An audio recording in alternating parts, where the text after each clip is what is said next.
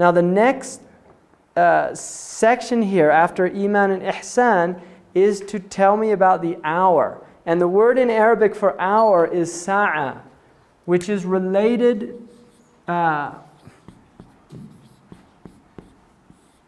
it's related to the moment. Sa'a, like I can say qama min sa'atihi, he got up immediately from his sa'a. Or I can say kam sa'a, what time is it? Like the Arabs, if they want to ask what time it is, they say kam sa'a. So I can ask what time is it? Or I can say it's the time of dhuhr. Now this sa'a does not relate to historical time, which in Arabic would be called probably either zaman. And then there's another Arabic word, dahar. And there's another one in Quran used called asr. Zaman relates to time as a historical phenomena. Asr is more like an age or a period. And I can also use zaman for that as well. Sa'a does not have any of this. Dahar, if you look it up, it's an interesting word. In the Arabic language, there's a hadith that says, do not curse dahar, because dahar is God. And the hadith, if you look in the earliest Arabic dictionaries, dahar, according to the Arabs, was time stretched out. In other words, it's time-space. Right? And the idea here of sa'a is the actual moment in which the universe comes to an end. And it's called the hour, traditionally in the English literature, the hour.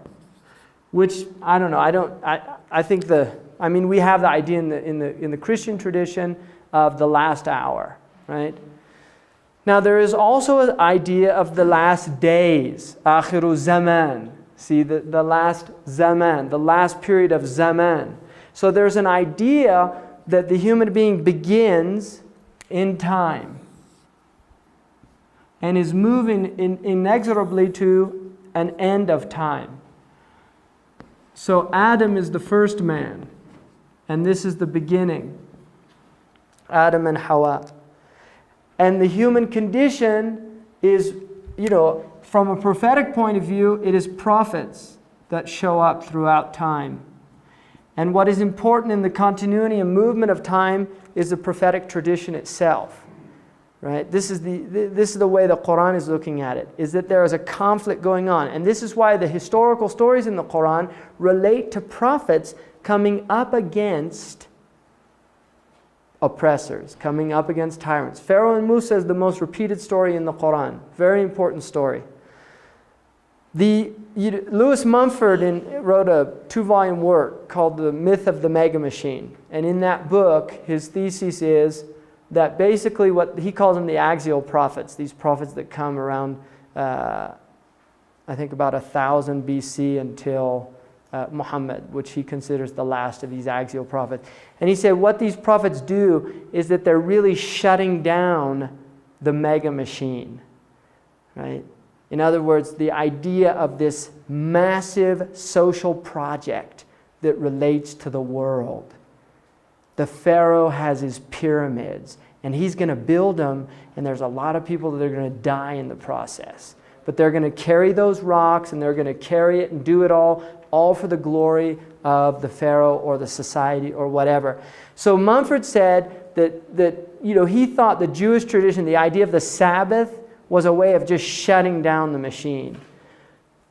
Can't do it, sorry, not allowed to move anything, right? It literally shuts it down. The idea of 5 prayers a day. A lot of Western people get very frustrated in some of these Muslim countries where everything stops. They're frustrated about a lot of things, right? But definitely the prayer is something that's very frustrating for many Western people that go there. They got business to do, and the guy says that we have to stop for prayer, right?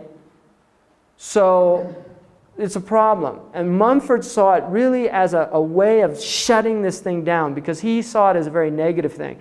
Now, one of the things that Mumford says is that there is a movement, this historical movement towards the mega machine that in prior times, its nuts and bolts were human beings, right? The whole social project. And he thinks that Pharaoh and Musa is the best archetype of this phenomenon. That Moses comes in and is directly a challenge to the pharaonic project. That the prophets literally challenge this idea that we are here for the glorification of a hierarchy. And at the top is this elite. And so the Quran uses this idea, they're called the mala, the people up, the high people, the elite, the elect of the world. You know, there's a film, I can't remember the name, where there was conversation going on at a table, and one of the women's a sinologist, and there's a banker there, and the banker asks, how many people are there in China, according to your statistics? And she said, oh, about 1 billion. And he said, no, they're not. There's only 12 people in China, and I know all of them, right? And the idea there was, here's a banker who, the way that he views the world is that the only significant people in China are his friends, who also are bankers. So the idea being is that there are, you get to a certain level in societies where people really do view. One of the wonderful things I read was, I think it was Linda Crawford, who's a model, who was up flying and the actual helicopter crashed. Cindy Crawford.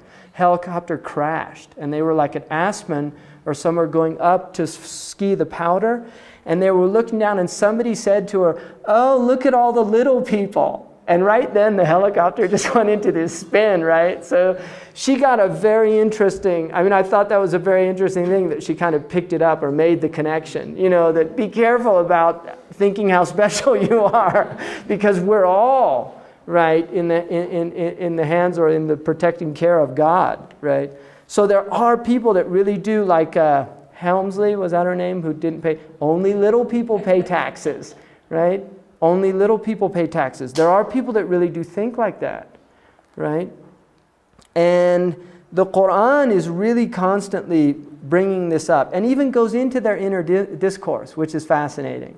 Literally, you can hear what they talk about when they're, because one of the things is he's telling his Mela, he said, listen, we got to get rid of this guy Moses because he's going to corrupt our people, right? So he sees, this is a corrupting element because he's going to teach him not to worship us, right?